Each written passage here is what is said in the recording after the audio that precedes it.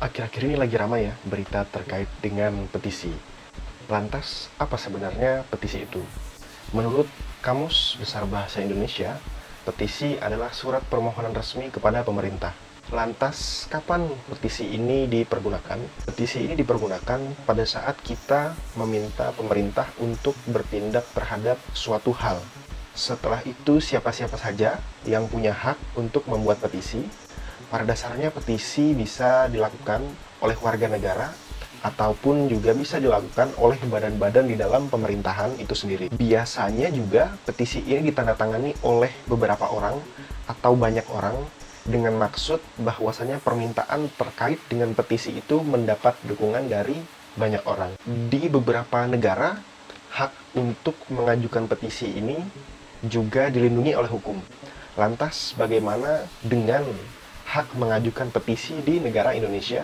Petisi juga bisa dipergunakan untuk mencabut undang-undang atau mengingatkan para pejabat yang terpilih. Petisi yang sedang ramai diperbincangkan pada akhir-akhir ini dilakukan melalui tajuk-tajuk online.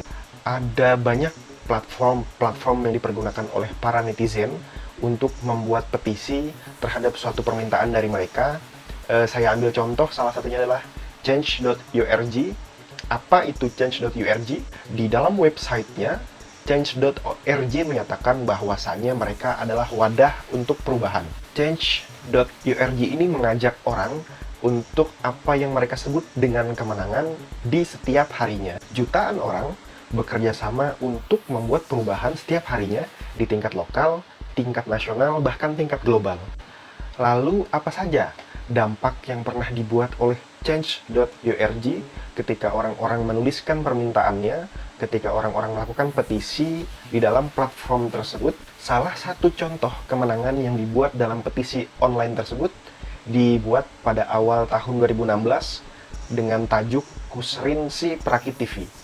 Kasus ini bermula dan kasus ini membuat para netizen menjadi geger ketika Kejaksaan Karanganyar Jawa Tengah menyita dan memusnahkan TV buatan dari Muhammad Kusrin yang belum memiliki sertifikat standar nasional Indonesia atau yang biasa disebut dengan SNI.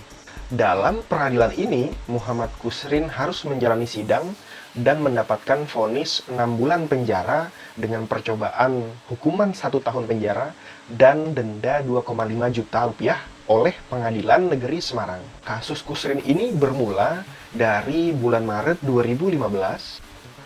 Pada saat itu, Polda Jawa Tengah menganggap usaha TV rekondisi milik Kusrin melanggar standar industri dan juga terkait perlindungan konsumen. Kasus Kusrin ini pada akhirnya menuai simpati dari para netizen hingga netizen memulai petisi online melalui change.org.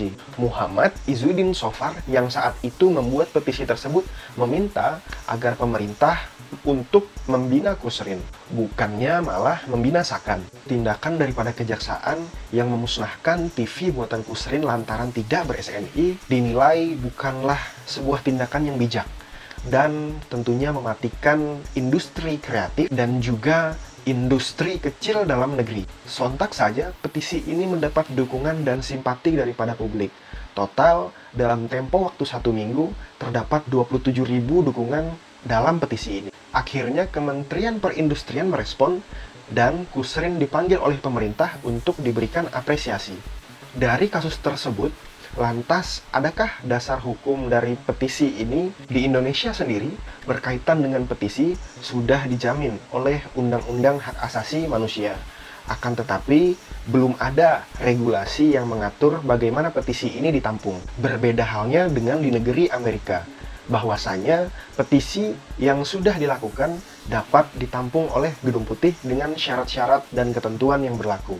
Pasal 44 Undang-Undang Nomor 39 Tahun 1999 tentang HAM menyebutkan setiap orang berhak sendiri ataupun bersama-sama untuk mengajukan pendapat, permohonan, pengaduan, dan atau usaha kepada pemerintah dalam rangka pelaksanaan pemerintah yang bersih, efektif, dan efisien, baik dengan lisan maupun dengan tulisan, sesuai dengan ketentuan peraturan perundang-undangan. Lantas, apa gunanya mengajukan sebuah petisi ketika di negara kita sendiri belum ada undang-undang yang mengatur, meskipun belum ada undang-undang yang mewajibkan pemerintah untuk menampung dan merespon petisi, akan tetapi petisi bisa dianggap cukup efektif untuk membangun opini publik. Dan dalam beberapa kasus juga cukup untuk mempengaruhi agar diambil keputusan oleh pemerintah. Terkait dengan pembahasan petisi ini, apakah kamu semua ada tanggapan atau ingin membuat petisi tentang sesuatu hal? Jangan lupa tulis di kolom komen di bawah ini. Terima kasih sudah menyaksikan. Jangan lupa share, like, and subscribe.